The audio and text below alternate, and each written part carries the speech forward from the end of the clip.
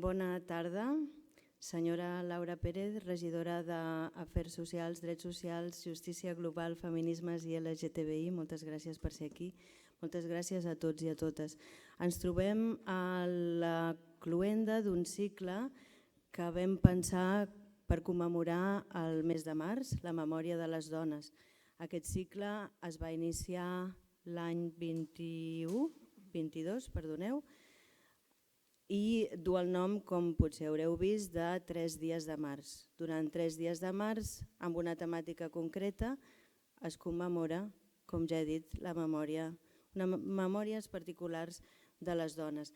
Aquest any, quan estàvem pensant en el cicle, em remunto al setembre de l'any passat, vam pensar-ho fer el centre temàtic d'aquesta commemoració, la resistència, però fer-ho des d'una manera que no és habitual. Les resistències que fins i tot no són reconegudes com a tals. I vam pensar en el ballar i en el riure.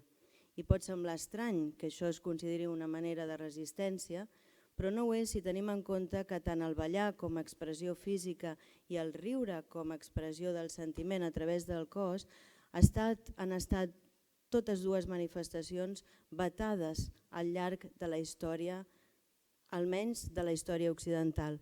Si mireu, per exemple, és molt difícil trobar representacions pictòriques amb dones rient. A la literatura hi ha molts pocs personatges literaris que riuen. La dona, quan riu, fa por. També, quan balla, moltes vegades pot espantar. Sabem que sobretot les institucions religioses han vetat aquesta expressió de llibertat a través del cos. Quan estàvem pensant en la tercera sessió, ens va arribar d'una manera molt agradable la proposta de J. Cole a través de Margot Fuentes-Kramer i Jonas Benarroch, que ens van proposar de fer precisament la trobada que ha estat possible avui a través d'aquestes dones que escoltarem d'aquí pocs minuts. Aquesta resistència de la que parlarem avui, de la que sabrem coses avui, és una resistència estrictament política, no treballa amb cap metàfora, treballa a peu de carrer, per dir-ho d'alguna manera, i també és una resistència a la qual de manera, podem dir, oficialista no se li ha donat el valor que té, perquè és una resistència que es fa a partir de les paraules, justament entre gent que teòricament estan a bàndols oposats. Aquestes dones que avui tenim aquí resisteixen aquesta oposició per trobar una sortida precisament a través de la paraula. Aquestes organitzacions, Women of the Sun, Women Wage Peace, Wahat al-Salam, Neve Shalom, venen treballant amb aquesta forma de resistència des de fa molt de temps, però curiosament, i potser sabrem per què d'aquí uns moments, els mídia no els hi han ofert la cobertura que crec que mereixen. Per tant, moltíssimes gràcies per haver-nos fet la confiança a J. Cole i a vosaltres, dones d'aquestes 3 organitzacions, per haver fet confiança al Born, per tenir aquí aquesta trobada que m'atreveixo a dir, com totes les trobades humanes, però que aquesta és especialment històrica. Per tant, moltíssimes gràcies a totes i al públic. Deixo pas ara a la Margot Fuentes-Kramer. Gràcies, Mercè.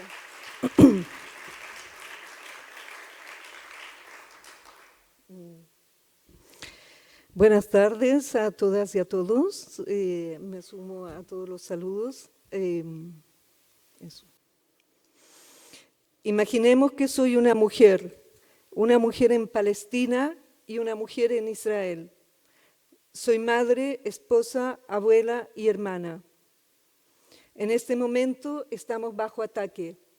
No sabemos dónde están nuestras hijas e hijos. Queremos nuestros padres y hermanas. Tenemos miedo, tenemos rabia, queremos vivir.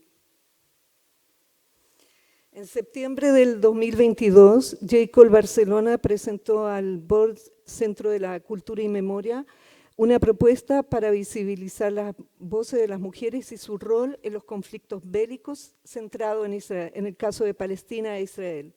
Es así como nace el proyecto de esta mesa de diálogo. En el escenario actual de guerras y conflictos armados, los actores principales, como siempre, siguen siendo hombres. Son principalmente hombres los que hacen la guerra y los que toman la determinación final. Las mujeres han sido siempre una parte activa en la construcción de los procesos de paz y aún así se les ha excluido de la toma de decisiones. Y esto no es diferente en el caso de Israel y Palestina. La contribución de las asociaciones de mujeres se manifiesta en la urgencia de poner fin a la espiral de violencia, en insistir en debate temas como la igualdad y los derechos humanos, entre otros temas esenciales, pero sobre todo promover el encuentro con el otro y reconocerse como seres humanos en una lucha en común.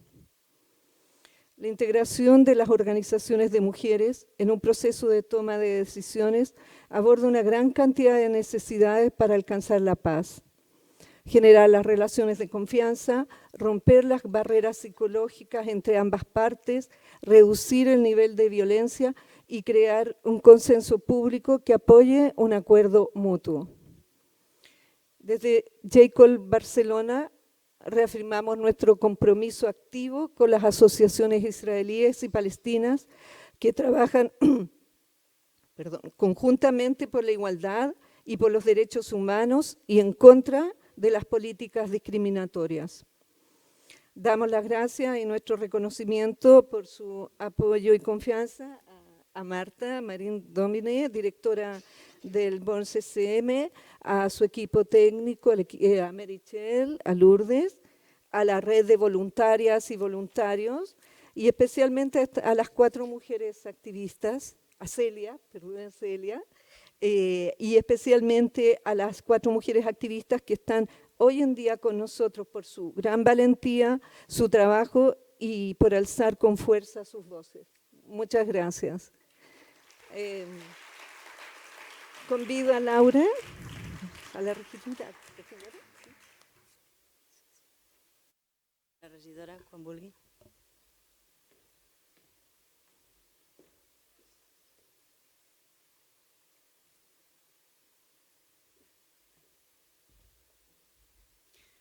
Molt bona tarda. Bona tarda, amics i amigues. Bona tarda.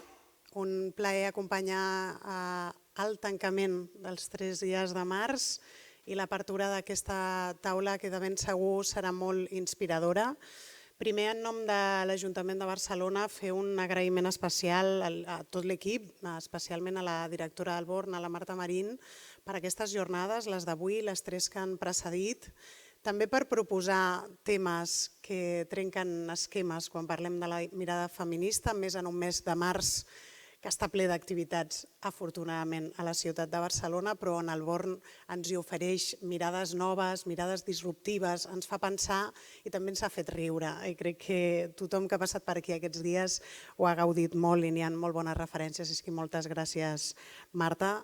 Moltes gràcies a J-Call per fer aquesta proposta, una proposta de resistència, però una proposta que crec que té tot el sentit en la seva trajectòria, òbviament com organització que afavoreix el diàleg, però especialment a la ciutat de Barcelona, perquè permeteu-me dir, crec que Barcelona, si es caracteritza per alguna cosa, és per tenir un teixit associatiu, una xarxa comunitària que lluita per la justícia. Ho fa a la ciutat de Barcelona, arreu de l'Estat, però també sempre amb una mirada de compromís internacional i una mirada de justícia global. I sobretot, i el darrer agraïment a aquestes 4 dones activistes que avui estic segura que ens inspiraran molt. Tanquem el mes de març, com deia, un mes ple d'activitats i de reflexió per una ciutat més feminista, i ho fem amb una taula que parla justament de la vinculació o d'una proposta del feminisme i del pacifisme, com també sovint ens reivindiquem des de l'ecofeminisme o d'una mirada d'un feminisme que es reivindica pel 99% i per tant que té una mirada molt més ampla probablement cada cop que entren generacions noves i ens fan donar una volta més. En aquest cas, gaudirem i aprendrem de dones jueves i palestines en la seva aportació en la construcció de la pau, dones que ja estan treballant, dones que fan ponts, entitats a terreny, que són un exemple de convivència, i escoltarem dones que inspiren, Veus protagonistes que no sempre en els conflictes a nivell internacional tenen tot l'altaveu i són molt necessàries, així que gràcies també per donar l'altaveu a aquestes veus necessàries. I no parlo de dones des del sentit més essencialista, no m'escoltareu defensant que les dones pel fet de ser dones són més bones o tenim més marge de construir ponts de pau, sinó des d'un discurs justament no essencialista. Els rols de gènere també ens han donat a les dones històricament un paper a la societat que està vinculat a les cures, així que té tot el sentit també que vinguin de les propostes de les dones, però també i fugint de l'essencialisme perquè aquesta és una proposta política, feminista i pacifista i òbviament encapçalada per les dones, però crec que com a proposta política molt necessària en aquest moment. Gràcies, com deia, a les entitats que cada dia feu d'aquesta una ciutat amb mirada mediterrània, com ha de ser, perquè Barcelona és una ciutat mediterrània, una ciutat cada cop, i gràcies al teixit associatiu, més solidària, i acabo desitjant-vos que aquest sigui un espai d'aprenentatge i mostrant la meva admiració a aquestes dones. Aquest matí hem tingut l'oportunitat de dedicar-nos un temps en profunditat amb l'alcaldessa de la ciutat i ara tindrem aquest plaer col·lectiu. Així que moltes gràcies a tots.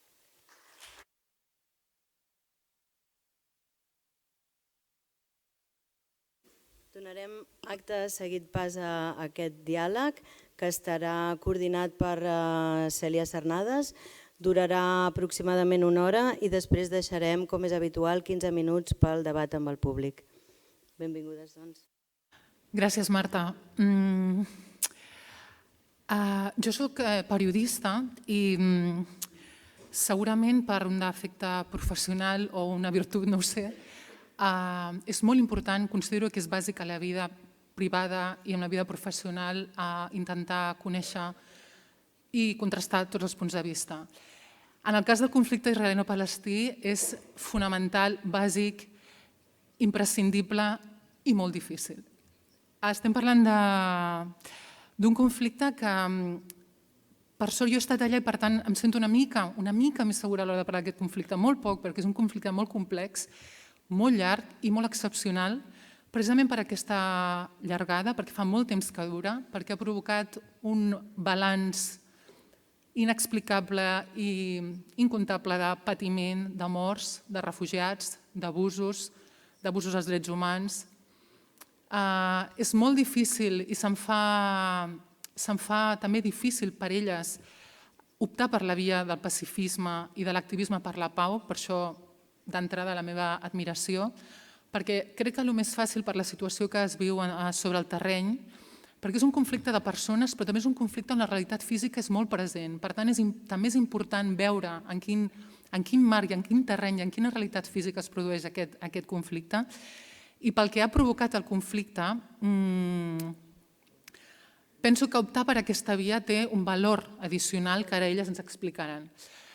Ponderem que són 4 dones que han optat per abanderar aquesta opció per l'activisme pacifista i intentar superar els sentiments que podríem dir lògics d'ira, d'odi, de tristor, de pèrdua, de ganes de revenja, per què no?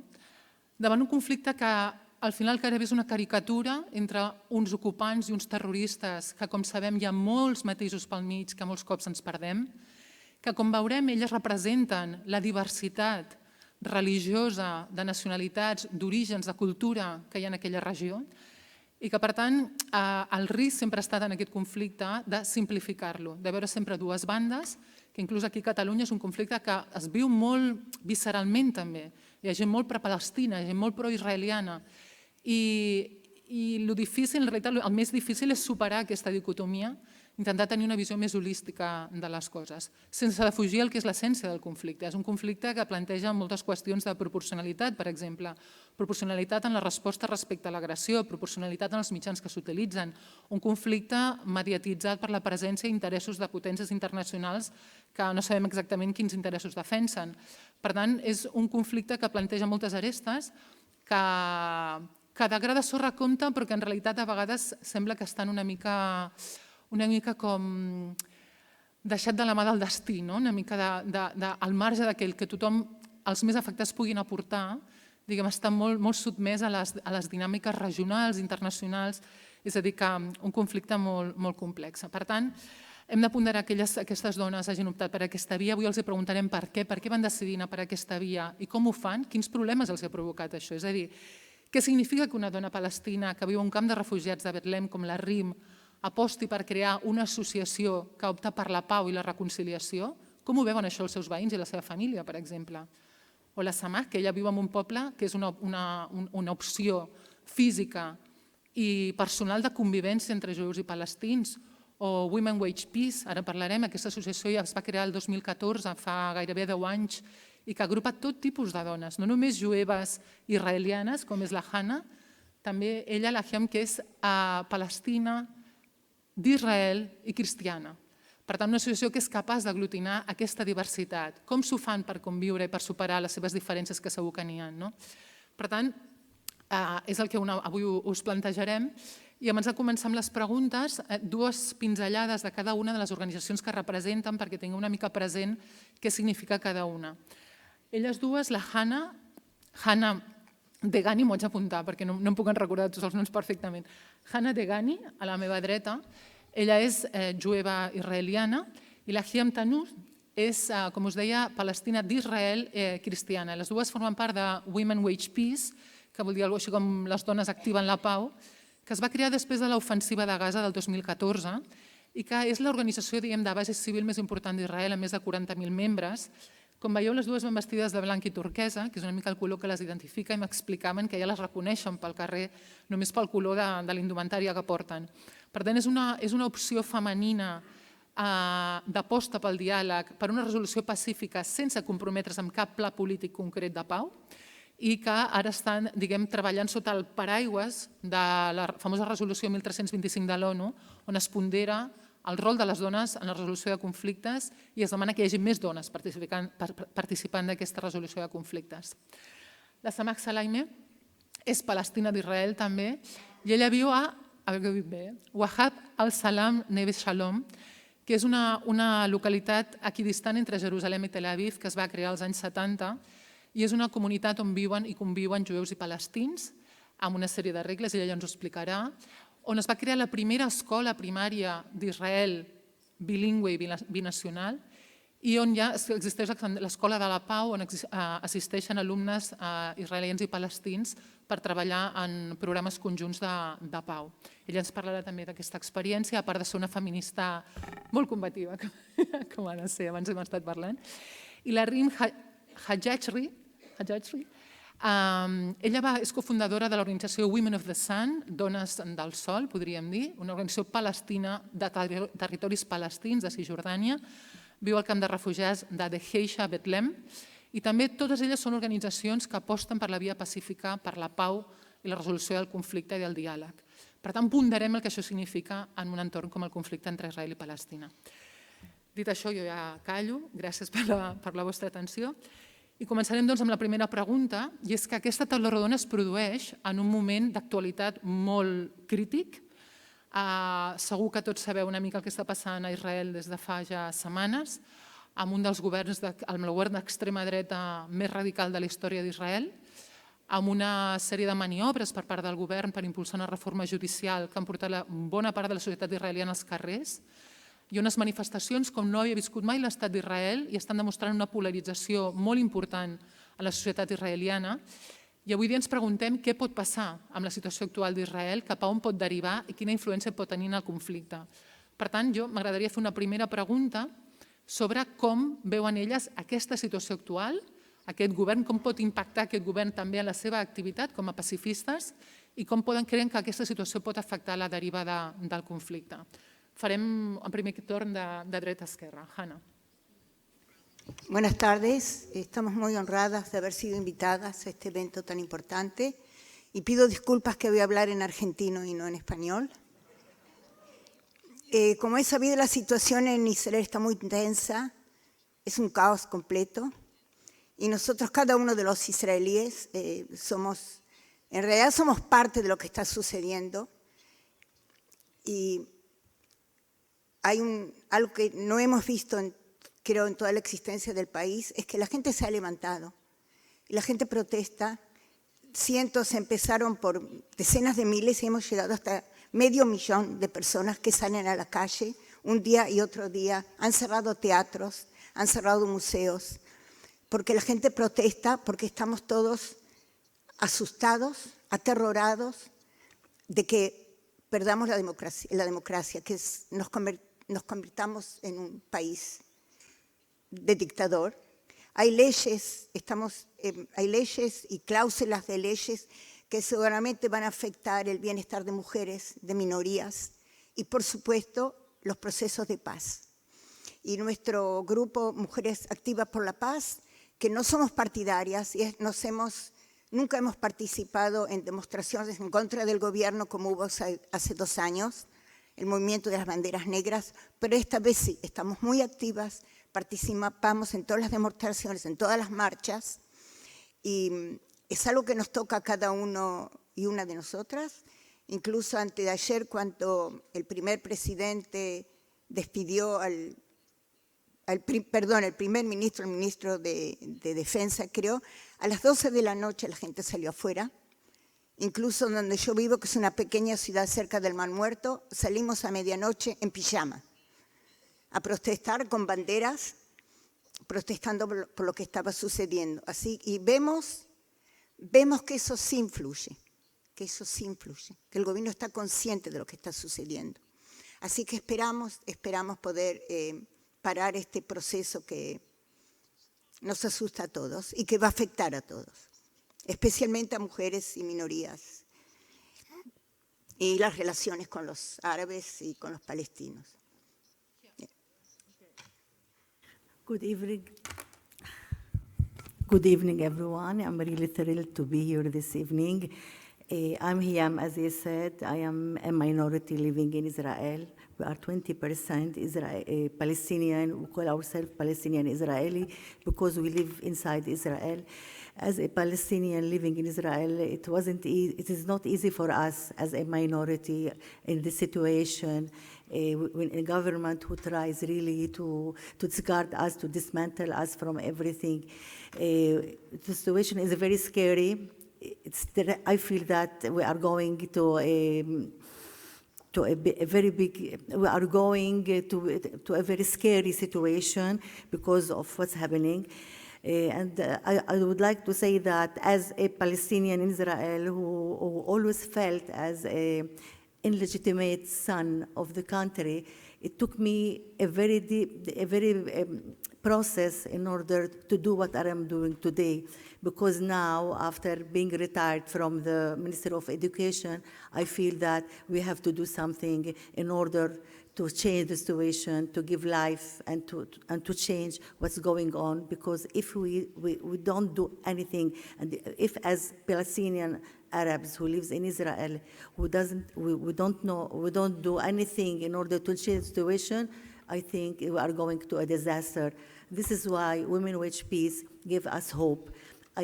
Which means that this movement who gives hope to Israel and to all the Middle East, I think there is no any other movement which are 50,000 women who stood up from their wheelchair, who are now saying, no more, we want to keep our children and we want to change the situation.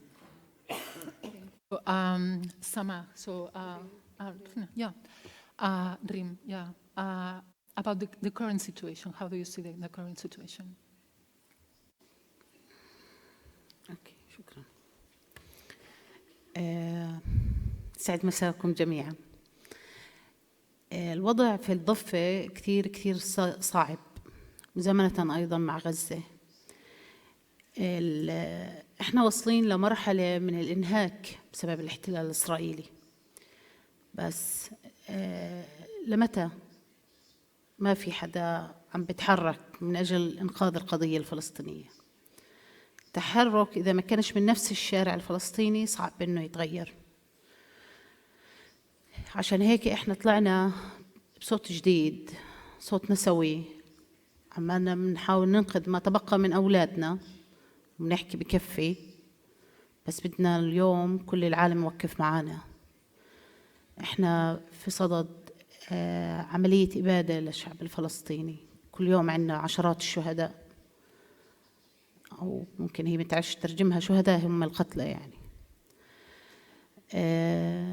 لكن هذا الوضع كل ما له يزداد سوء مع الحكومة الإسرائيلية الجديدة، ومع ذلك إحنا ماشيين قدما نحو الطريق صحيح الأطول، بس ممكن إنها تكون هي الأصح.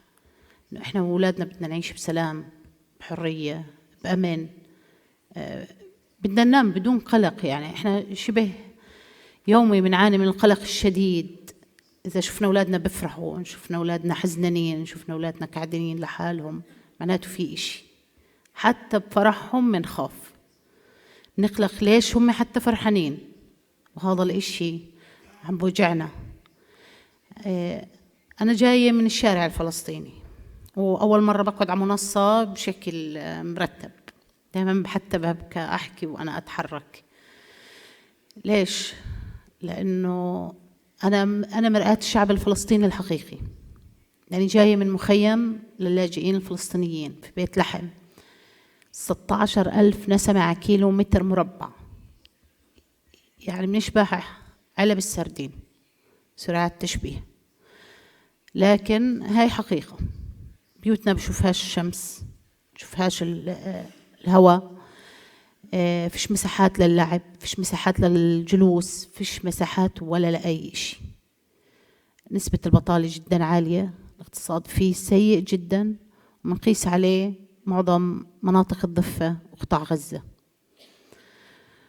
وبجوز هذا الموجز الصغير اللي جابني اليوم، رغم كمان الصعوبات اللي مريت فيها طول الطريق عشان أصل اليوم وأسمعكم صوتي، وعشان كمان ليش إحنا اليوم قاعدين مع الإسرائيليين على نفس الطاولة، لأنه إحنا كمان بدنا حل.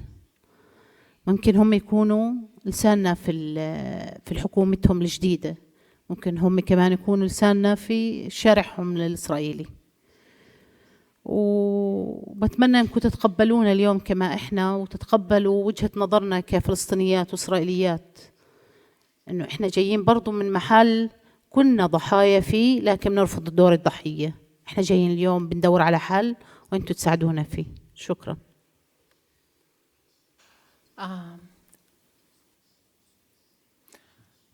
Gràcies, Rim. La Rim ens ha exposat una mica quina és la situació dels palestins a la franja a Cisjordània, i això ho reprendrem després quan parlem del seu compromís i el perquè del seu compromís davant una situació que ella, com ha explicat, viuen amb patiment i amb molts de problemes. I amb la Samah podem abordar, crec que ella concretament, és a dir, quines perspectives planteja sobre una situació ja existent, complicadíssima, especialment als territoris ocupats de Cisjordània, com es planteja aquest nou govern i les accions que s'estan veient per part d'aquest nou govern, com pot influir en aquestes dinàmiques ja preexistents de fa molt de temps. Thank you. Okay, so good evening, everyone, and thank you for this amazing, emotional, very important event. And we cannot take anything for granted in Israel, Palestine, and the Middle East. And arranging women, feminist, and the combination between feminism and peace event here in Barcelona, it's very symbolic and important for us all. I'm speaking as a Palestinian, as a feminist, as a Muslim who chose to come in Ramadan to meet you all. And I came from a very unique place called Waht al-Salam Neve Shalom, and this village exists for the last 42 years when Arab and Jewish families choose, they choose, they make this great and brave decision to walk the talk, to try to make peace and try not to negotiate and just to try to live together. And this experimental adventure is, for me and my family, is a huge success, and nobody can convince me that Palestinian and Israelis cannot live together. We have to preserve very simple values that I believe as a human being should fight for, and this is the battle what's happening in Israeli society. We have to fight for democracy, equality, and justice. It's not iconic, and empty word. It's take years of resistance, of belief, and ongoing battle, and unquestionable faith that in order to live with your neighbors and share the same place, you have to keep democracy very, very alive and define it. What's happened in the Israeli society for us, as we considered extreme left peace activists, we were in the last 20 years under the right-wing regime under attack. It's what's happening. It's not from November. The extremist fascist parties who joined the coalition. It's a symbol of ongoing process in the Israeli society who take from the left to the center, and now the extremist right wing is controlling us. And this was a wake-up call, like the attack and against the Supreme Court in Israel and the reforms that this current government want to implement and to enforce the Israeli public to take. It's like a symbol of what's going on and what is the and it's not about only the power or the balance between the right and the left and the center. It's about the occupation. We know that most of this majority of this coalition is pro the occupation, and they want to control and actually to end the conflict by the annexation, and they want to fight. They want the war, and this was a wake-up call for the Israelis. Especially after what's happened at Hawara, they understand that it's not about the Supreme Court, it's about the basic democracy that most of the public in Israel don't really understand. We can't swallow and observe right-wing governments, and we are trained, especially the Palestinians. We know how it feels, but now it was too much to handle, and we find ourselves fighting for not only for the cause of against the occupation, it's against minorities, against the asylum seekers and women. This government is the coalition records and agreements. It's awful for the women's rights and the civil society movement. Just to give you an example, like it's not on the signs, but this government want to legalize a tax law that take 65% of the donations for peace organizations, shared society organizations, feminist organizations, and civil society. And this is on the agreement. So it's going to happen. This is the next step.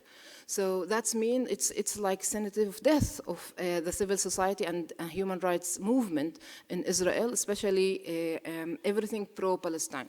So it's small things here and there, which will be very, very painful for us, and that's why we are known for the last 40 years as a small community in order to live in peace and preserve it, and we have to fight for the small things and to be very aware. I'm very hopeful that this is a critical point of the history of Israel-Palestine, that people start to have this connection between the oppression of other people, occupying other people, and dictatorship, and they are now talking about this, the balance and why it's connecting the corruption, money, right-wing, fascist, and chauvinist side, and the liberals. So maybe it will be the wake-up call for the liberals, Palestinians and Israelis. So I'm hopeful. Un moment molt crític del conflicte i que, diguem, la composició actual del govern d'Israel no és la millor eina per facilitar el diàleg i la reconciliació, està clar.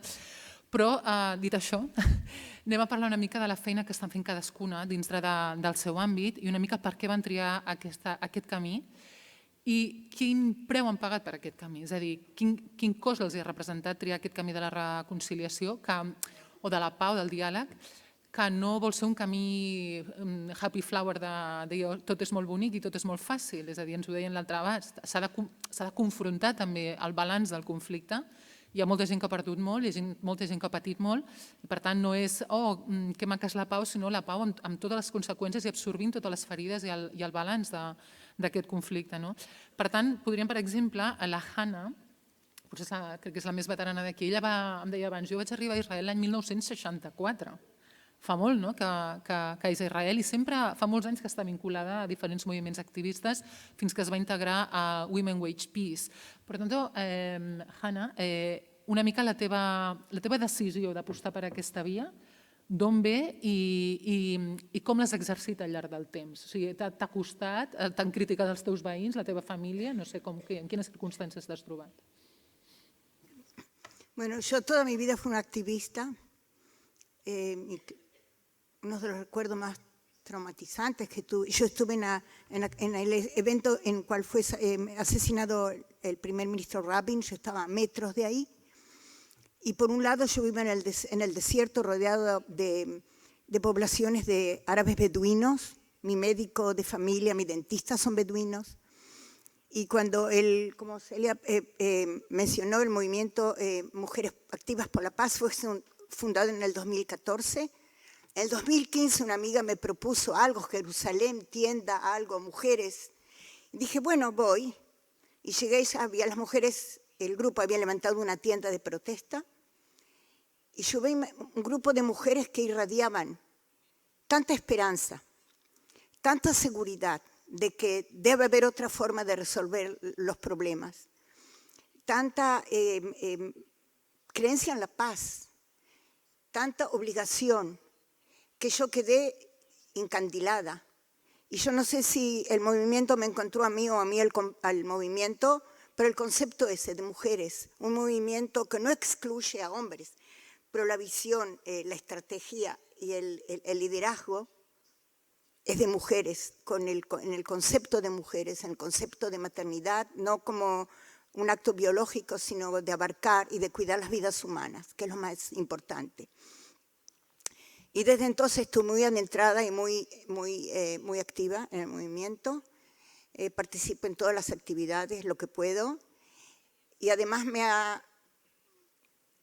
algo que me ha dado es encontrarme con mujeres extraordinarias. Cada una es una mujer especial, todas tan dedicadas, todas mujeres que renuncian a la vida privada, a veces al trabajo, que invierten tanta energía, tanto corazón, diríamos, en el camino ese por la paz, no solamente por la paz, y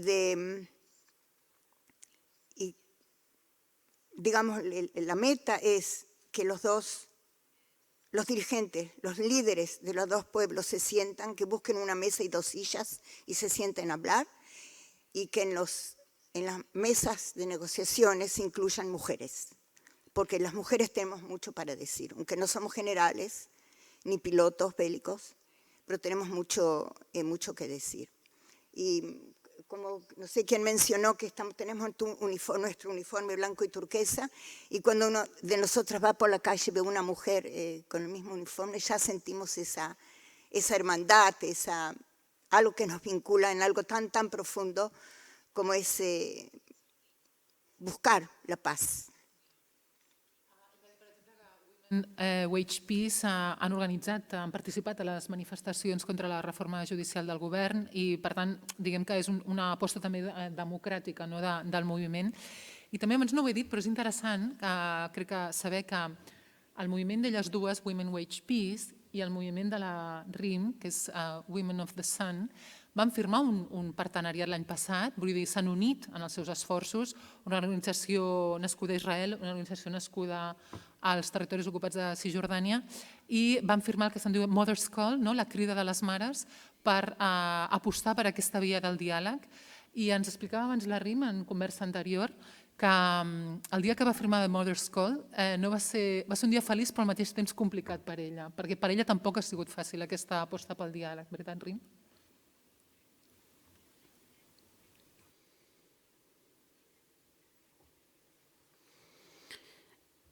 بداية لما أطلقنا الاتفاقية بيننا وبين نساء يصنعن السلام، كانت بالنسبة لنا إشي مفصلي، قرار صعب جدا، لكن خطيناه. تهاجمنا بكل أشكال التهاجم، تهمنا بالتطبيع والخيانة وإلى آخره. لكن أنا حكيت للكل إنه سبب لجوئي لهذا الحل إنه بدي أحمي ابني. أنا ما بدي أقدم ابني قربان ولا لأي حل سياسي ولا لأي جهة سياسية.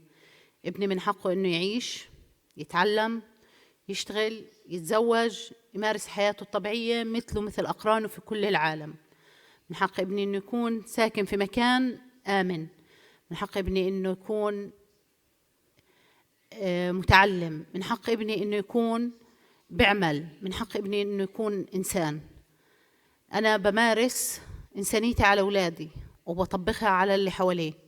عشان هيك لجأنا لهذا الحل اللي هو صوت الأمهات. صوت الأمهات إذا كانت من الأمة الفلسطينية لحالها ما حدا راح يسمعها، لأن إننا 75 سنة بنعيط وبنشجب وبنستنكر وبنحكي عالم انقذونا، ما حدش أنقذنا. كانت الفكرة إنه ندمج صوتنا مع صوت امرأة إسرائيلية. مثل ما إحنا بدنا نحمي أولادنا، أكيد هم بدهم يحموا أولادهم. ممكن هيك يكون الصوت كثير أقوى، ممكن هيك لأنه هو محتل وأنا تحت الاحتلال يكون هذا الصوت من كل العالم داعم. جربنا هاي الخطوة ومشينا فيها كثير، تعنفنا لكن كثير وصلنا لمحل اليوم عندنا 2000 امرأة فلسطينية، جزء منها في الضفة، جزء في قطاع غزة، جزء كمان في عربيات الفلسطينيات اللي في داخل إسرائيل. أنا بعتبر اليوم في انتصار، لأنه المرأة فعلا لما بتصر على إشي بتحصل عليه، وهذا بنقدر نسأله الإسلام إنه إحنا بنقدر نحصل عليه. لكن بدنا كثير لسه خطوات من بناء الفكر هذا في المجتمع الفلسطيني. شكرا. Jo ara volia preguntar-li a la Samah, perquè ella que viu a Wahat al-Salam Neve Shalom, que és aquesta ciutat o poble que us hem comentat, que una comunitat israeliana-palestina, abans jo li preguntava, però home, quan es va fundar als anys 70 potser era un somni d'una persona que va creure en aquesta convivència, però el mèrit potser és que encara tants anys després i més de 40 anys després encara la comunitat funcioni. Li deia com es pot fer realitat aquest experiment, entre cometes, o aquesta realitat de convivència on es comparteix el poder, que ella ens ho expliqui una mica, i simultàniament veure com el conflicte fora d'aquella comunitat es repeteix, o sigui, sembla una mica que s'ha entrat en un bucle, que sembla difícil que hi hagi una sortida pactada realment per repetir o replicar aquesta convivència fora d'aquesta comunitat. Com ella manté aquest compromís i aquesta flama viva, o si creu que el model que ella viu es pot replicar d'alguna manera fora.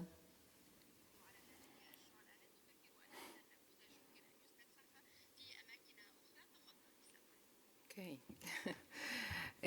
Thank you. It's a very interesting question. And Wahat al-Salam was really a dream, but now it's reality. It's happening every day. And for me, I moved to Wahat al-Salam 22 years ago, so I'm not this brave woman who founded this amazing place. Actually, the four first families who came to this empty hill between Jerusalem and Tel Aviv were negotiating and have so many programs about dialogue and talking about the conflict. It was after the 6 Days War in 1967. And this area that I live in, it's on the Green Line, actually. It's internationally, it's no man land. It's the land belonged to the Dominican Church of Latrun, who donated the land of Wahat al-Salam Neve Shalom. And after many years of being in summer camps and doing lots of peace activities, they were thinking you want to try to live together because it's not enough to meet each other in the weekend and go back to the major cities or the kibbutz or and see I have Arab friends out there or I have Jewish friends out there. So they just wanted to live together and to see if it's possible. So after 42 years, we understand it, and we are we know that it is possible. But it's ongoing process of education. Education means that, I don't know if you know, but in Israel still, the education system is segregated, meaning that the Arab students teach or educated separately from the Jewish. I have 3 boys, one of them is here, his name is Adam, he's 16 years old, almost 16 years old. And he was born in Waht al-Salam, Neve Shalom, and he joined the first bilingual binational school in Israel, Palestine, established and founded in 84.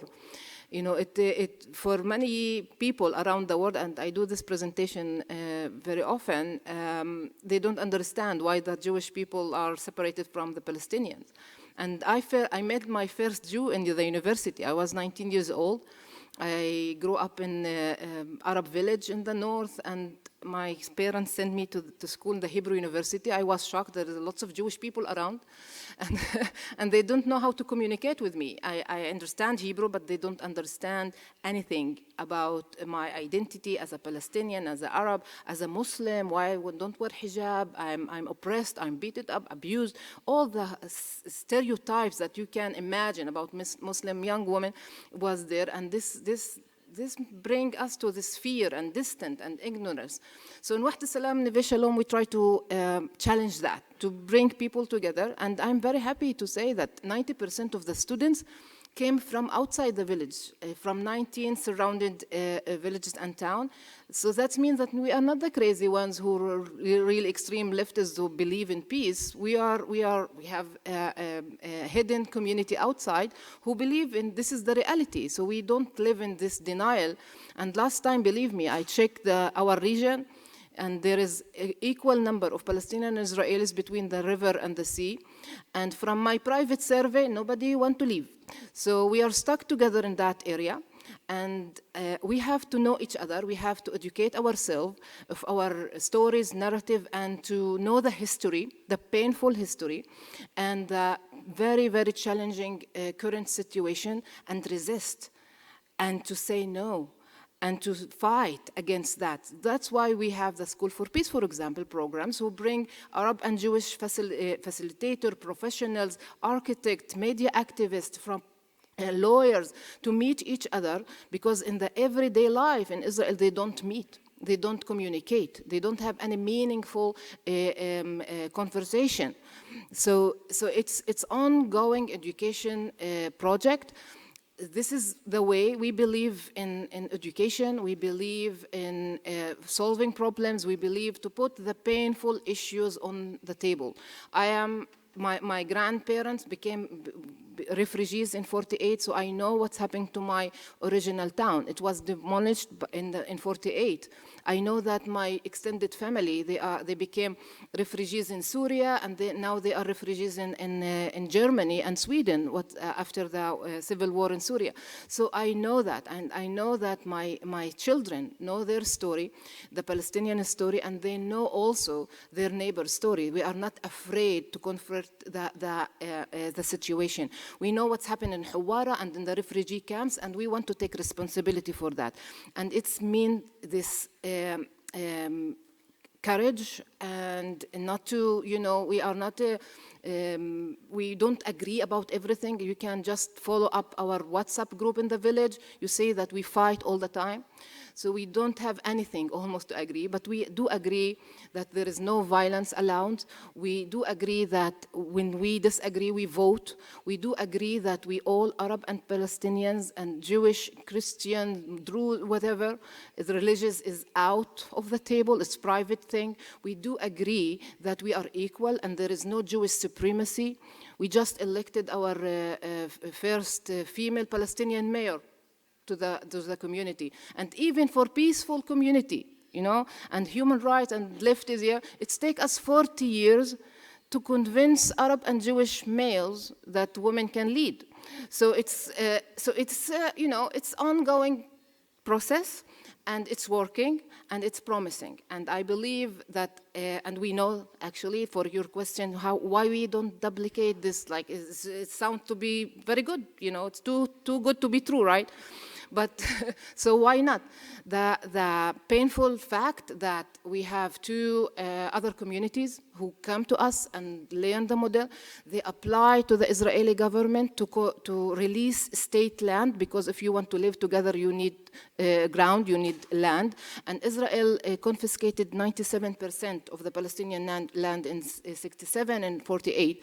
So in order to have place to live together, you have to release state land. And according to the discriminating law, it's called national state law in Israel, that was legalized by the same people who are now controlling us, that the right to settle or to build in new settlements or new home or new villages, it preserves only for Jewish people. So Arab and Jewish people who shared the same values and applied, and it happened twice, in the north and in the desert. There is a plenty place in the desert. So Arab and Jewish residents of Israel, citizens, and they're supposed to have equal rights, applied. We want to live together, just let us do it.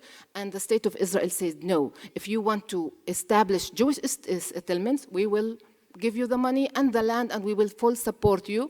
But if you want this shared, peaceful community, it's not in our watch. So we were rejected many times, but that's teach us that the public, the citizens of Israel, Palestinian and Jewish Israelis, know that this is the reality. We are not in denial. We don't want to fight, and we want the chance to do something that much more advanced, creative, courage than this current government.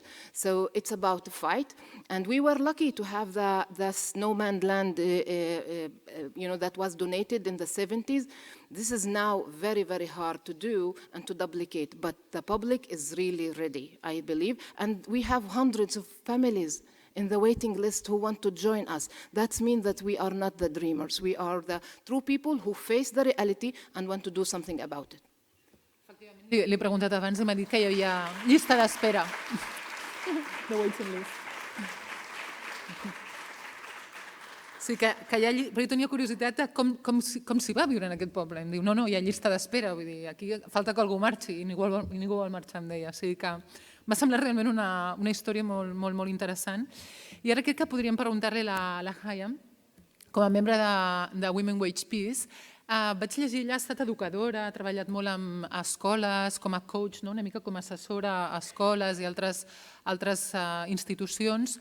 Va participar en una iniciativa ja fa anys que es deia From Memory to Peace, de la memòria a la pau, que va ser un viatge conjunt que es va fer als camps d'Auschwitz, perquè a vegades ser empàtic vol dir posar-se en les sabates dels altres i entendre d'on venim. I moltes vegades d'on venim és d'una història, en aquest cas, molt conflictiva per les dues parts i que és el convenciment que coneixent la història de l'altre potser el podem entendre una mica més, tot i que hi hagi coses que siguin difícilment justificables. Però una mica també estava interessada en el seu compromís. Em deia, no diguis que soc cristiana, no és important. Aquí el que estem parlant és de persones. Mira'm als ulls, soc una persona. Però en tot cas són persones amb identitats, amb religions, amb passat i pertanyem a una comunitat que a més en el seu cas està entre dues identitats, perquè ella és israeliana però és palestina i àrab dintre d'Israel, on són una minoria i amb franca desavantatge, la veritat és aquesta. Per tant, una mica aquest compromís en el seu cas té aquest valor de la doble identitat i de comprometre simultàniament amb dues identitats. Okay. Thank you, Celia. As I said before, being a Palestinian in Israel and feeling as a legitimate daughter of the country, I grew up with plenty of injuries and of negative emotional feelings since that I always heard the sobs of my grandmother sobbing at night for her two daughters who were expelled in the 48s. And she never saw her two daughters, who one fled to Lebanon and one fled to Jordan. This made me a bit not wanting to be involved in any activism. But as Celia said, at the university, I met gorgeous women who helped me in my studies. And I knew that there is a story here, which I should listen to that. It took me years to be healed, especially as Celia said, we said, what's going to us? We don't know our neighbors. Of course we suffer, but maybe also they suffer, because I always believe that there is no a bad person. There are person who feels bad. And this is brought me to an initiative to go to Auschwitz 30 years ago to feel what's happened to these Jewish people, that they are doing what they are doing now to the Palestinian people. So when I was there in Auschwitz and I saw all the disaster things that happened, the inhumanity of the people, I said, oh my God, I have to switch, I have to do something, I have to change all my thinking, because I am living in this country. The Jewish people are living with me, and I think that I have a historical role to make a bit of coming together of the Palestinian and the Jewish people, because I feel that the Palestinian people living in Israel has a historical role. Why? Because they know the two people, they know the two cultures, they know the two languages, they know the two beliefs, the attitudes. So if you understand these two huge things, so you can do something. And this is why I found that Women Wage Peace, who is a movement of 50,000 women, who has a new language. And I want to talk about this because for 70 years, both people are blaming and shaming and and angry and just, I felt that people are moving without skin, and whatever you do to them, they just shout. So I felt that really we have a historical role, since they are talking this new language, they listen, they want to listen to the narratives. And I felt, and I saw myself being with these wonderful women, and whenever I knew them more, I felt that how these women are so assertive to the change. They are so assertive to change the situation, to come to a political agreement. They see the Palestinian woman as equal, and especially when we had the partners as Reem and her movement, and I saw really how these two people, because of integration and the historical role of the Palestinian Arab woman, not just me, there are wonderful Arab women with us. I said that really it could work, especially when we came to the pact a year ago with Reem. We made a celebration, and we signed the pact of the 4 million mothers, that we said that till now we do everything, we'll do everything to influence our leaders to come together and to save our children. Because as a woman, as a feminist also, we need to change the situation and give life to our children. A woman who brings life to her children has to keep their lives. And for me, the son of Reem and the grandchild of Hannah are the same for me, because both of them are really dear to my heart, and I want that both of them will have life and to continue to live as all over the world. It's very depressing to see every day, every year, people dying from both sides. I always listen to the stories of Reem and the children who are dying over there, and I've also listened to the stories of the Israeli people, who has also plenty. So the suffering, no monopoly on suffering. Both are suffering, and we have to do something. And this is why I think that we are doing what we are doing. I believe in this movement, the movement who is giving hope and life, because not movement till now talks as we talk, in a language that brings people together, that says, let's listen, let's talk. They don't call a person, you are a liar. They tell, you are not telling the truth. And it's a very, there is, we say that it's not the same when you say to someone you are a liar, when to say you are not telling the truth. So I think that we have a role to do, and that's it. M'agradaria abordar, ja que han vingut 4 dones, no per casualitat, diguem, se li volia afegir una perspectiva de gènere en aquest debat. I, com deia, hi ha la famosa resolució de l'ONU 1325 on se subratlla el rol que les dones han de tenir en el peace building, o sigui, en la construcció de pau, en les negociacions de pau, la poquíssima representació femenina que sol haver en aquests processos, i només cal mirar els polítics en aquest conflicte, per exemple, tot i que en el seu moment hi ha hagut dones, no en els dos bàndols, però actualment se'n veuen menys. En tot cas, quina és l'aportació que poden fer les dones? És a dir, quan parlem de perspectiva de gènere en la resolució d'un conflicte i per què aquesta resolució de l'ONU parla d'incorporar i demana que s'incorporin més dones, per què? O sigui, quina pot ser la seva aportació específica en aquest àmbit? Una pregunta per les 4. Rin, per exemple, podem començar per allà.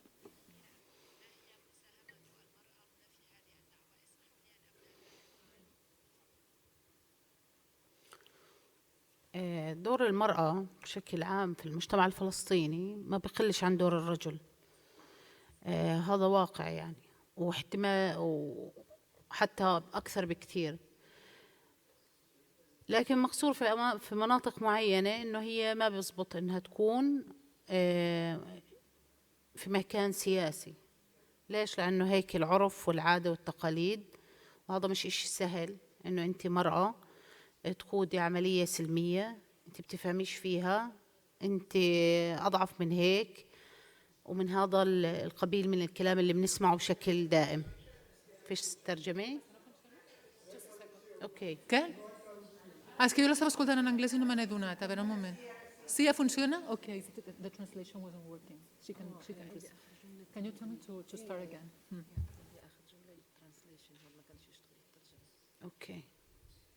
هيك شغال؟ سامعين؟ أوكي.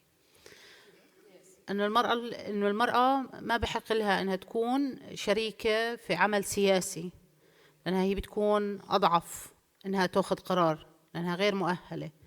هذا الكلام كل يوم بنسمعه، حتى في نشاطنا الاجتماعي بيحكوا لنا أنتوا شو لكم دخل في السياسة، تتدخلوش.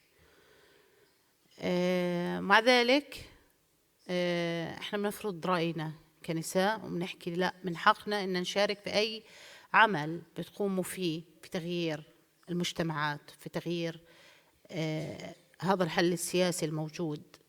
لازم تسمعوا صوتنا كثير منيح. ايش دورنا احنا كمؤسسة نساء الشمس في المجتمع الفلسطيني، خصوصا مع النساء؟ نحاول ان نوعي فيها الدور الاساسي إلها، انها صوتها لازم ينسمع، لازم تعبر عما في داخلها وتحكي انه انا بدي اشارك في العمليه السياسيه. عمالنا بندرس فيها في حقوقها، بنحكي لهم كيف كمان الطرق اللي يستخدموها لحد يصلوا لاماكن في صنع القرار او في تغيير القرار. هذا الاشي مش سهل في مجتمعنا الفلسطيني، بس ممكن. في بعض النساء أخذت حظ أكبر ووصلت لمناطق معينة، لكن مع الأسف هم أقلية. أنا بتمنى لما يكون في طاولة مفاوضات يوم من الأيام ترجع الحكومتين لحل، طبعا مش السلام المشروط، السلام المسموع اللي بعطينا كفلسطينيين حقنا في الحياة مثلنا مثل باقي البشر. بتمنى يوم من الأيام يسمعوا أم شهيد أو أم جريح أو أم أسير يسألوها بس شوية عن مشاعرها أو عن أحاسيسها اللي في لحظة ما فقدت ابنها، وأنه كيف هي النساء اليوم عمالهم بحاولوا قد ما يقدروا أنهم يوقفوا هذا الحكي أساس ما نخسرش أكثر عدد من الشباب الفلسطيني. شكرا.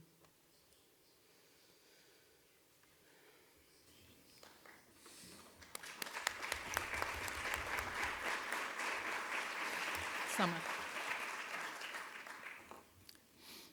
So, is this working? Oh, okay. I started my day today with very inspirational meeting with your mayor, female activist, feminist, radical, and very brave woman. When, as a feminist, as a Palestinian, as an Arab activist for peace, this is the question, the frequent question like that we been asked, why we need women around the table. We don't need women around the table. We need radical feminists around the table. Because we have a few Jewish female ministers in this current government who believe that I am moving warmth and I am threatening her existence because I am Arab woman. And we have women who believe that their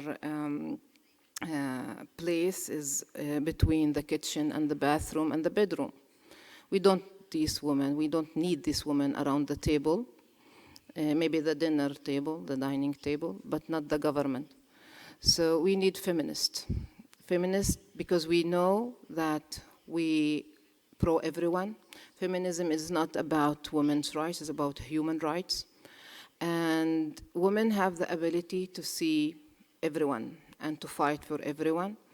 And we are not ashamed now to say this word of emotional, personal, motherhood, sisterhood, all the things that we were not allowed or what wasn't valued in the politics for now. But I believe that women have to fight for their place.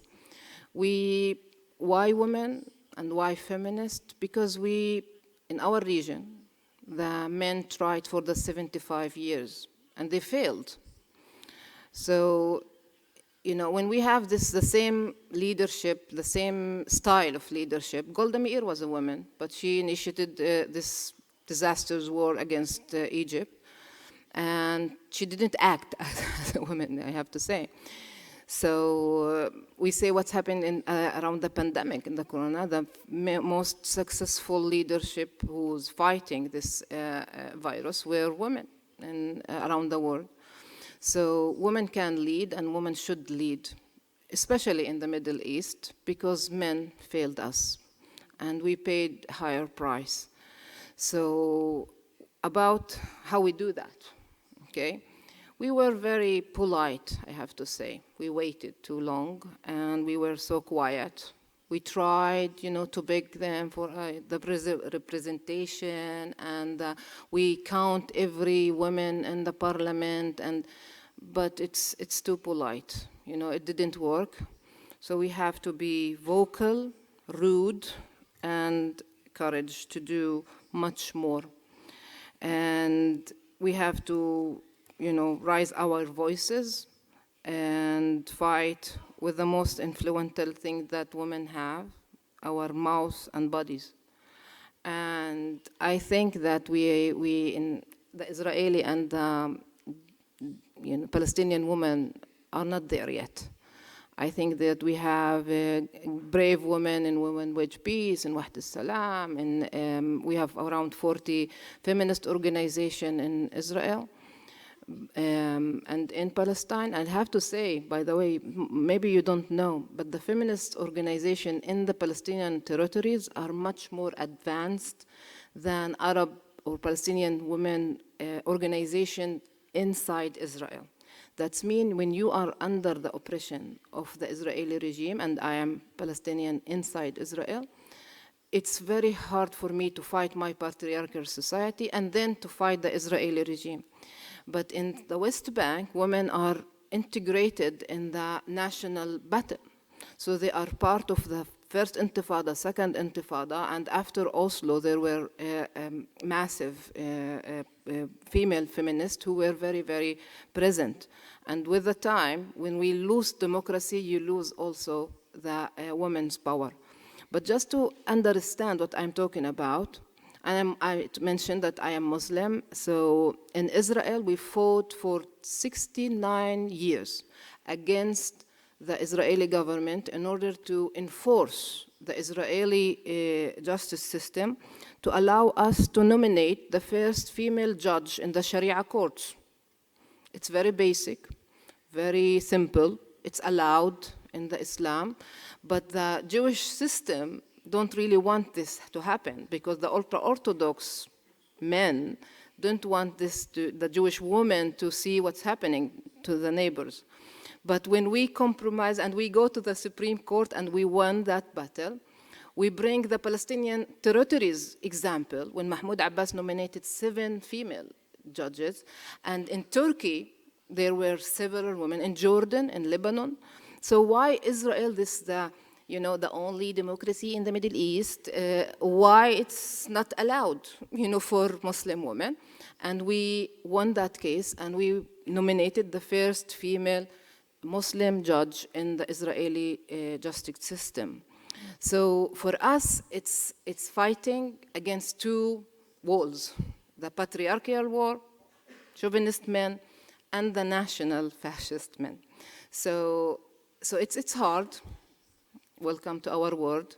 But in order to achieve things, you have to fight back. And we think that we will win that battle because this train goes, like it's left already the station, and Arab men and Jewish men have the chance only to get in the train or to face it. And I think you know what will happen when stupid men face a very massive train. Thank you.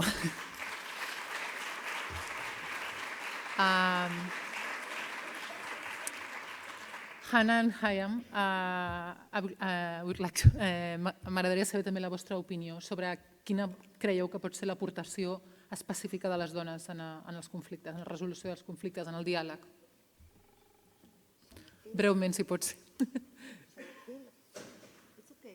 I can say. I think our contribution is very seen in our country, because first of all we are women. It's a women's movement, and we walk the talk. What do I mean by we walk the talk? We don't talk. We walk. We walk. For instance, what we do in order to change the situation is very seen in our country. For instance, all what we have done with the Palestinian women, I think not a man can listen to the pain and to what Reem and all the Palestinian family had told us in these 3 years before signing the pact of the call of the 4 million mothers. Just a woman can listen, can talk, can listen, can hear, can change, and this is what we are doing. We are standing in the interactions. At the interactions, women stand every Friday, Thursday. We stand at the interaction, talking with the drivers, talking with the women, telling them what we think, telling them, empowering the women, talking about peace building. We are at the Knesset. Every Monday we are at the Knesset. We talk with the members of the parliament. We sit there, a place where they see us, and they see us with our white and our turquoise, and they know that we are powerful women. We are sitting over there and telling them, wait, behold, we are here. Today, I got a message right now that we wrote a letter to the head of the country, Mr. Herzog, telling him that this time we need women around the table of negotiations between the left and the right. We work on 1325. We are implementing 13. I don't know if you know 1325. We implement 1325. We want a woman to be in everywhere, even in the cabinet before the war. We told our minister, we told them, wherever you want to make a war, we have to be women over there, because our children are going to the war and going to be killed. So we are everywhere. We are, wherever we feel that we have to be there, we are there. So I think this is what we have to do. 50,000 women doing that and teaching most of the Israeli women, Jewish, Arabs, everywhere, to stand on their place, to be decision makers, to be everywhere, financially, educatively, emotionally, whenever.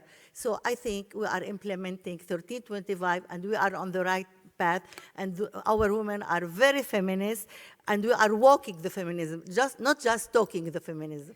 Thank you. Thank you.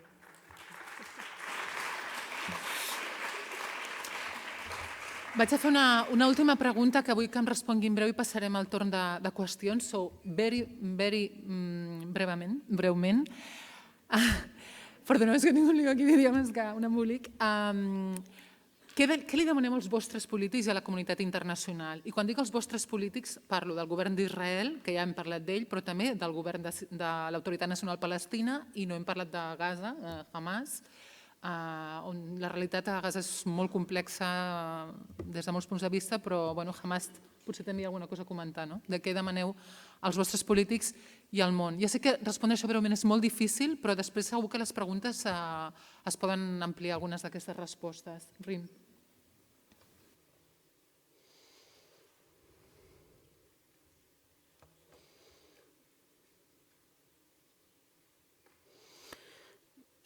بالعكس هو أسهل سؤال ممكن تسأليني إياه اليوم. يعني خير الكلام ما قل ودل، يعني أنا بدي أحكيها في جملة واحدة فقط. اللي بنطلبه من كل السياسيين مش بس أبو مازن وحماس في غزة أو في نتنياهو في إسرائيل إنه بس يرحمونا من الحياة اللي إحنا عايشينها. إحنا كل يوم بنموت وإحنا أحياء، إحنا ننتظر الموت كل يوم بأي طريقة. بس إحنا بنحب نحكي لهم، أنا باسمي كأم فلسطينية وشايف قديش اللي حوالي بيعانوا، بحب أحكي لهم إنه إحنا بدنا نعيش اليوم.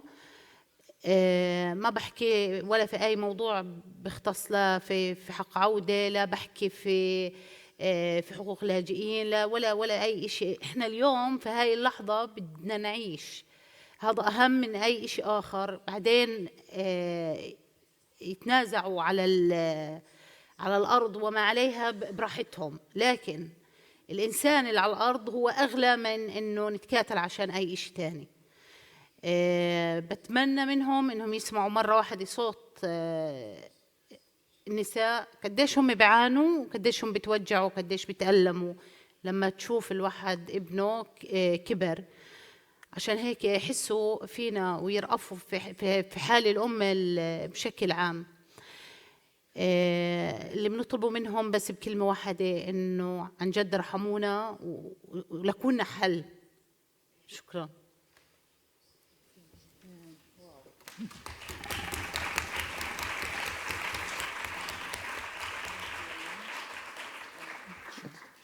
Yeah, I will be short. I will try. So, you know that I hope that it will be received well in the translation. The Israeli state was conceived in Europe. The international community pushed for this thing to happen, to be born. Some people think it's legitimized child, something it's a problematic child, but it was born. So it's a fact. As a social worker, as a mother, I do care about this child. But Israel is not a child anymore. It's 75 years old, and it's not doing well. So this tender, and sensitive issue of Israel that was produced to the Palestinians in 1948, and we paid very high price for this product. Some of us believe that democracy is the solution and this will be democratic place that will be safe. And we know from our families that this is not the situation. But this current democratic states need your help. I think the international community should take responsibility for what's happening in Israel-Palestine, because this independence declaration that the massive Israelis fight for isolate me and ignore me and exclude me as a Palestinian resident, indigenous woman who was born and lived there for decades. So meaning that to take responsibility for this is to interfere, to say and to stand for the occupied people, the oppressed people, the minorities, women, Palestinians, LGBT, all the communities, asylum seekers, people who are suffering from what's happening there. Because it's not Israeli issue, because we tried, to play the game of the Israeli Jewish democratic state, this myth of the combination between Judaism and democracy, I paid the price for. So now we have to choose. For me, as a feminist, as a Palestinian, I choose the democratic side, to have to be powerful and to take over, the religious thing, because it's take us in a very problematic way. So yes, I do think that the international community should stand for and to say and to be brave, like your mayor and Biden. I read the head news with what's happening, even the US. said something. And the history will judge people who keep silence and people who say something. So I really want you and your leaders to say something about what's happening. Thank you.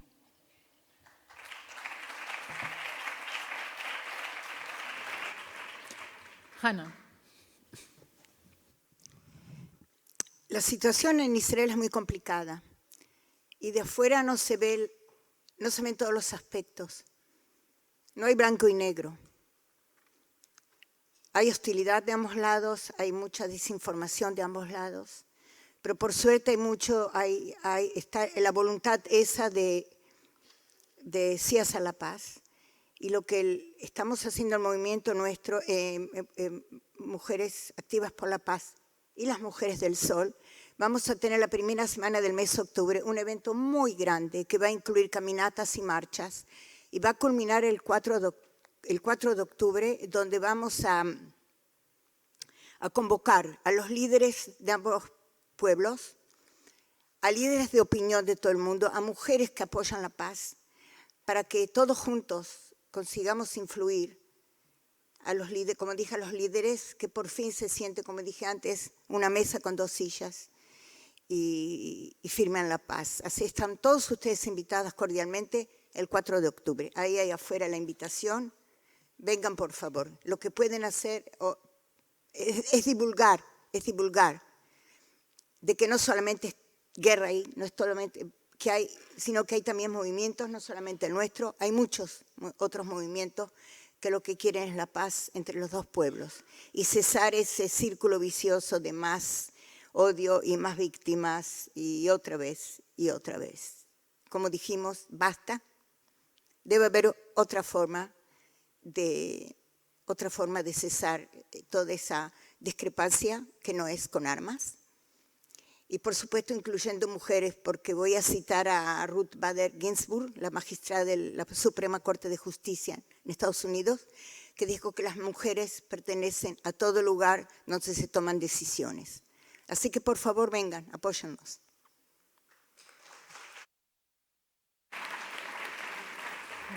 I want to say that we invite the women, the women invite the men. And we say together that women and men of the world unite in order to save Palestine and Israel and the Middle East, because if something bad happens to us, it will influence all the world. So please support us, come in October, and let us finish this dreadful, bloody violence and make peace in Israel and in Palestine. Thank you. Make your flight reservation.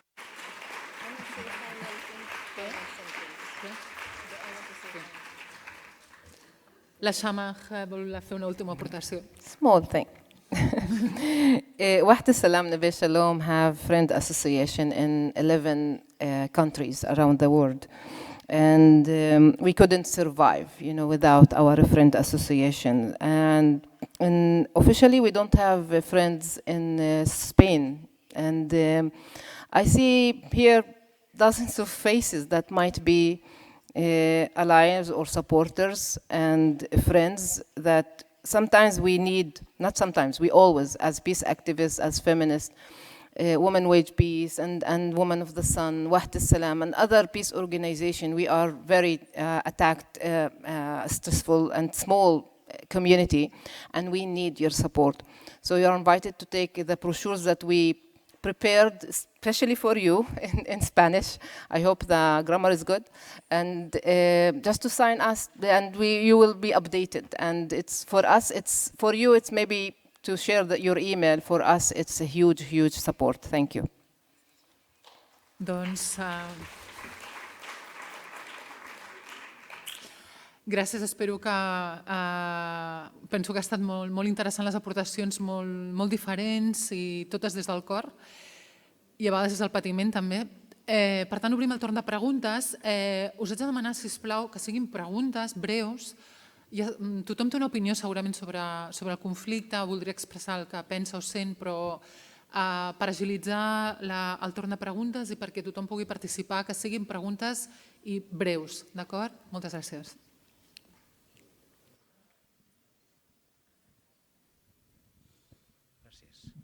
Sí, hola, gràcies. Moltes gràcies i la meva solidaritat i fraternitat envers aquestes 4 noies que lluiten perquè el tema, malauradament molt desgraciat, succeeix en aquesta terra, al Mig Orient.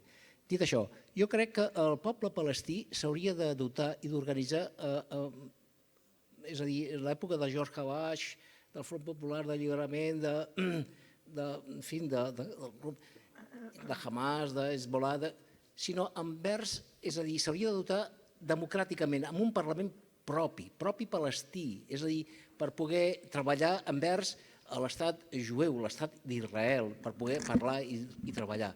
És a dir, desfer-se'n total i radicalment d'aquesta lacra que, vulguis que no, doncs uns són culpables i els altres també. I a partir d'aquí ja es pot anar amb molt bona fe i amb molt bona lluita per arribar a conquerir la pau. Però si no el poble palestí, el poble àrab, no es dota d'un Parlament propi que pugui treballar envers el poble d'Israel, jo crec que...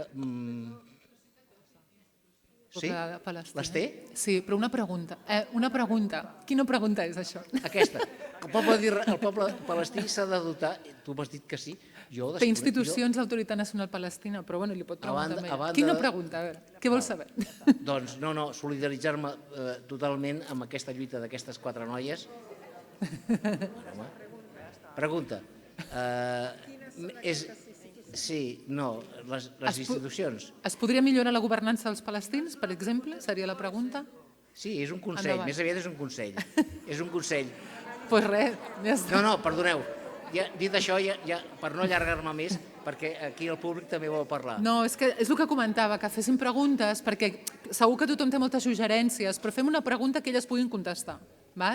Vinga, endavant. Bé, com pensen trobar la pau quan aquí s'ha esmentat durant 75 anys, és a dir, des de l'any 48, aixecant les culpes que si l'estat d'Israel, que si és Europa la culpable, que si és els Estats Units la culpable. No, és a dir, 75 anys i que estarem 750 anys més així? Pregunto, 10 vegades més? És la meva pregunta. Sí. La pregunta seria quina esperança hi ha de pau després de 75 anys de situació com està? Endavant.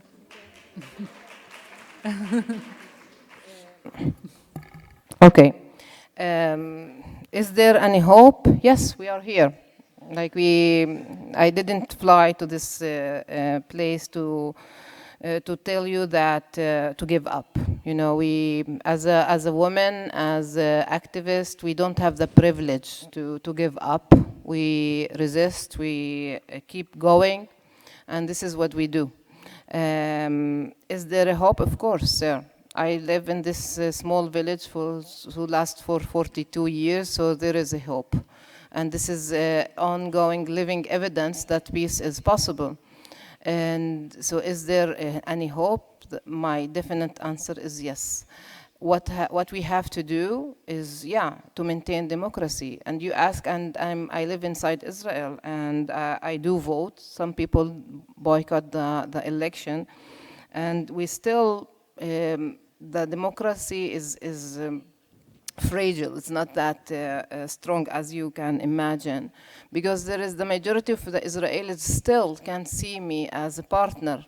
The last election, the government before this government, you know that we have one Arab party who participated in the coalition, and the massive of the Israelis, the Jewish Israelis, don't like that.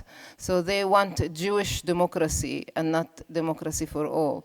And when I have this debate with right-wing activists, and they see that we believe in democracy, we are liberal, but this is our land, and all these things that we don't believe in God, but He gave us the land. So. So I asked a very simple question, you know, do you believe as an Arab citizen of Israel, I might be the prime minister one day?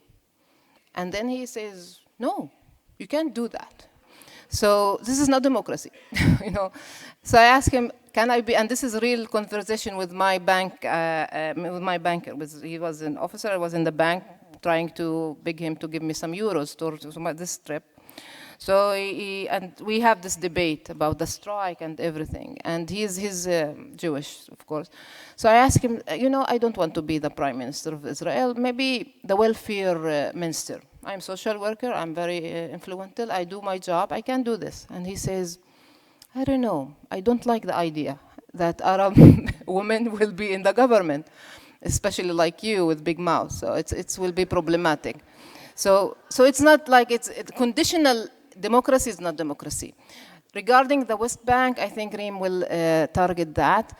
But I do believe and you know that Israel interfered in the Palestinian election and forbidden several times the Palestinian election. And we ended up of this regime in the Palestinian Authority. Maybe Reem will maybe she's sensitive and you don't want to criticize more than, you know, I don't know if Mahmoud Abbas can do something to me. So I will say it.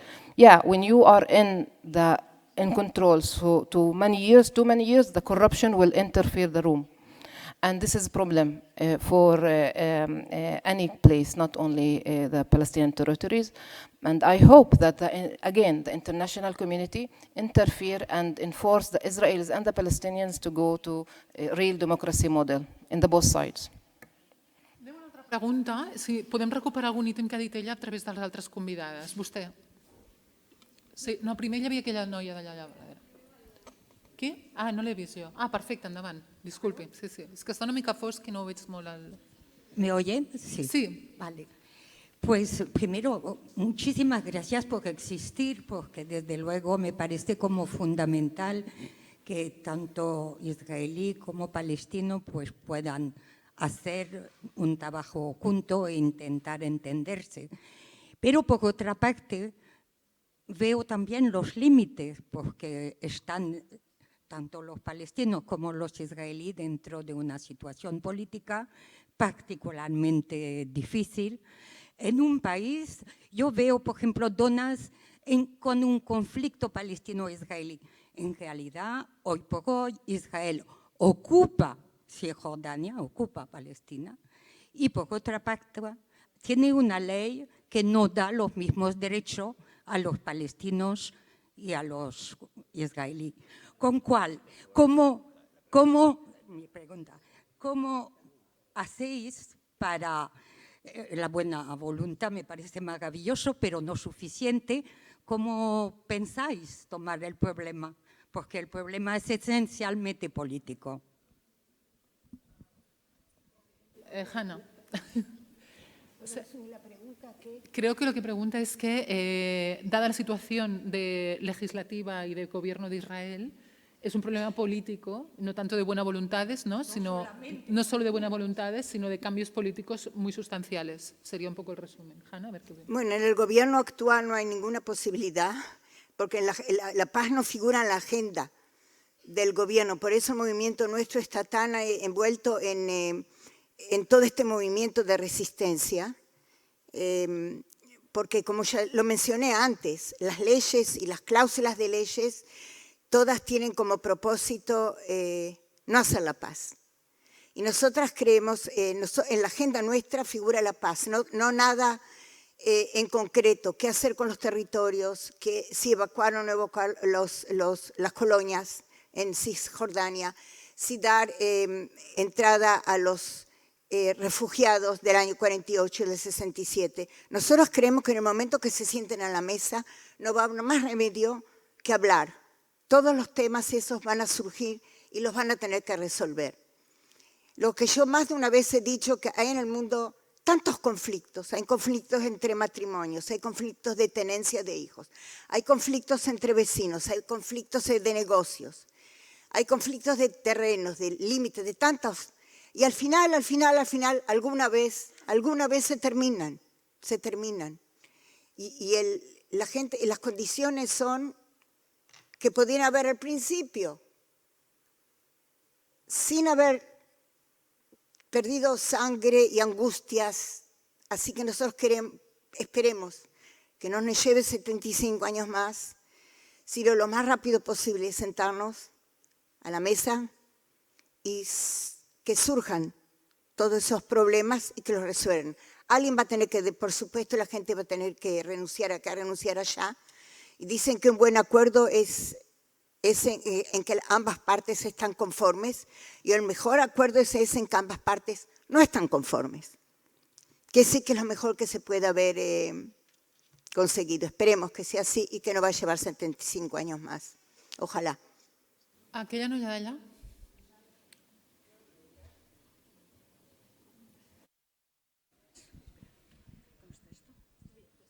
¿Está abierto? Bueno, gracias a todas. Muy brevemente, ¿cómo os podemos ayudar? Y me refiero a la población palestina. Sé que Israel tiene un problema muy grave y no lo descarto. Pero, por ejemplo, si escribimos al Consejo de Seguridad de la ONU, si escribimos a la Unión Europea por medio de Euromed, si escribimos a nuestros gobiernos, no sé, porque ver este panorama y no hacer nada me parece, no sé, yo no lo concibo. Esto una cosa. Otra cosa, y esto va para los periodistas, para los medios de comunicación de España.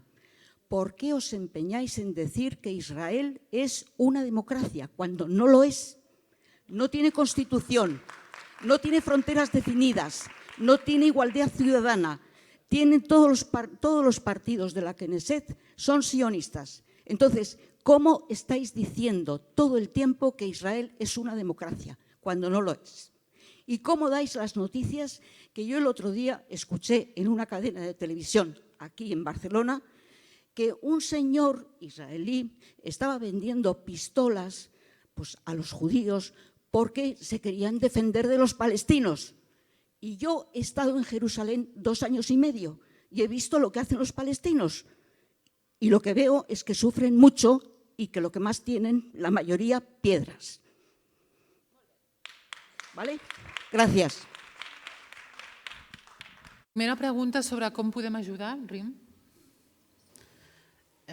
يعني أنت سألت سؤال وجاوبت عليه.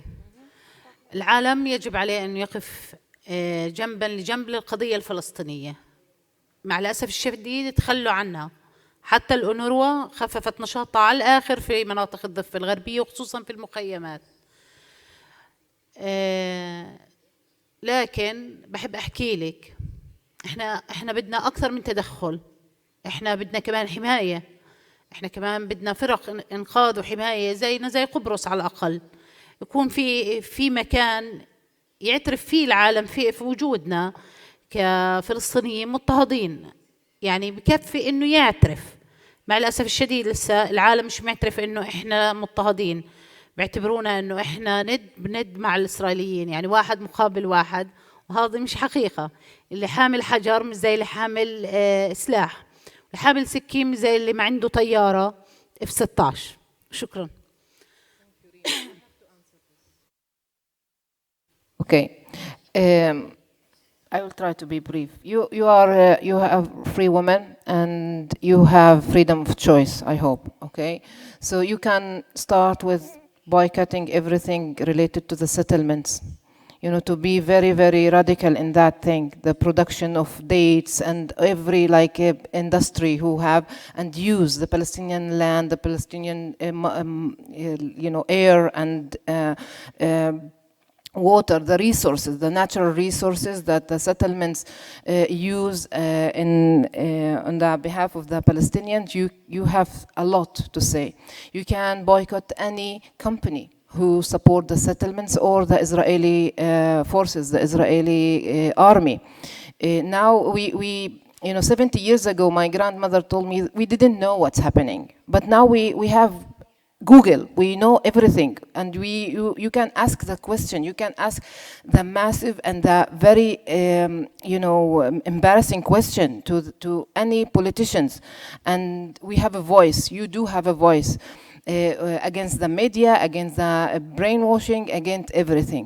So you have to speak up and to publish your opinion and to encourage friends to do something. So because you have a power. And don't underestimate your voice, because it's very important for us and for some people who do not have this voice. So you can be the messenger, okay, for this very brave speech that you have.